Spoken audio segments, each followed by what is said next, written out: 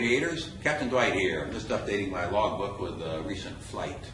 You know, I'm not a real big fan of record keeping, but when it comes to my flying, this isn't so bad because I love to see these hours build and build. You know, I'm getting pretty close to 1,000 hours now, which is a good milestone for a helicopter pilot.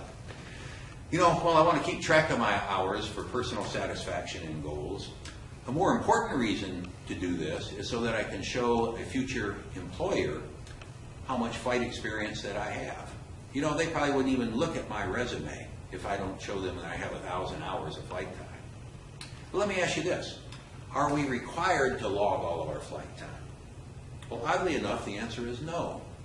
I have a neighbor that's a retired Delta pilot. He's flown everything from a J3 Cub to the Boeing 777.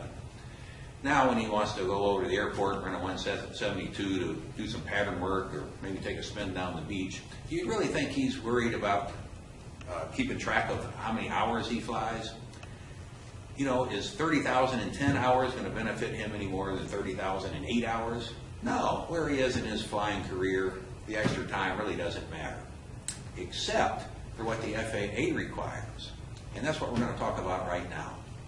In their way of saying things, you will need to log your flight time that you use to meet the requirements for a certificate, a rating, or a flight review, and for purposes of meeting the recent flight experience requirements.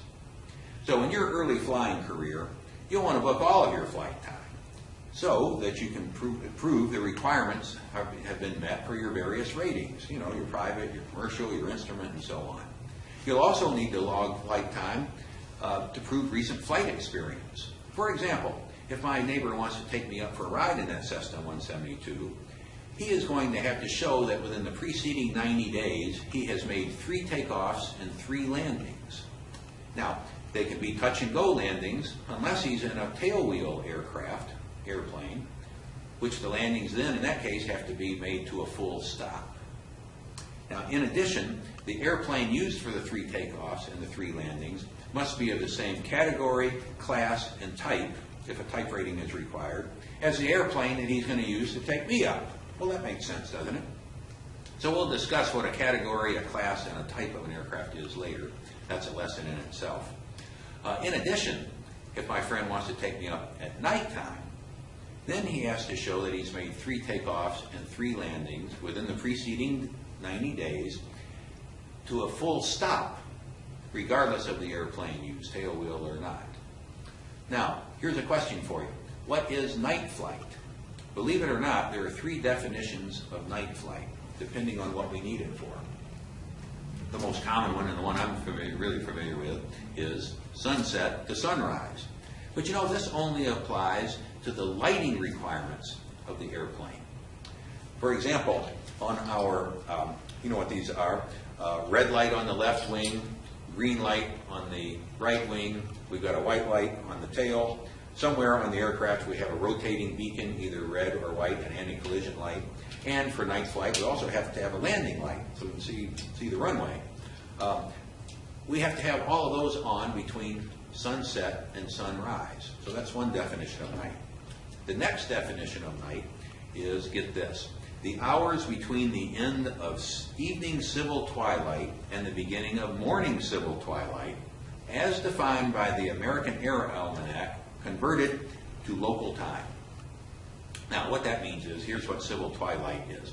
It ends when in the evening when the center of the sun's disk is 6 degrees below the horizon, and it begins in the morning when the center of the sun's disk is 6 degrees below the horizon.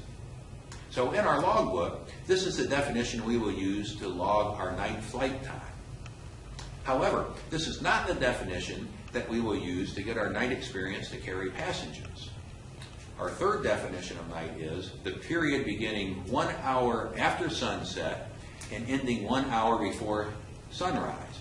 And again, as published in the American Air Almanac. So, my friend may not act as pilot in command of an aircraft carrying passengers during the period beginning 1 hour after sunset and ending 1 hour before sunrise, as published by the American Air Almanac, unless within the preceding 90 days he has made at least 3 takeoffs and 3 landings to a full stop, during that period in the category, class, and type if a type rating is required. Don't you love these regulations? I hope you do, because we have plenty to go. Fly safe.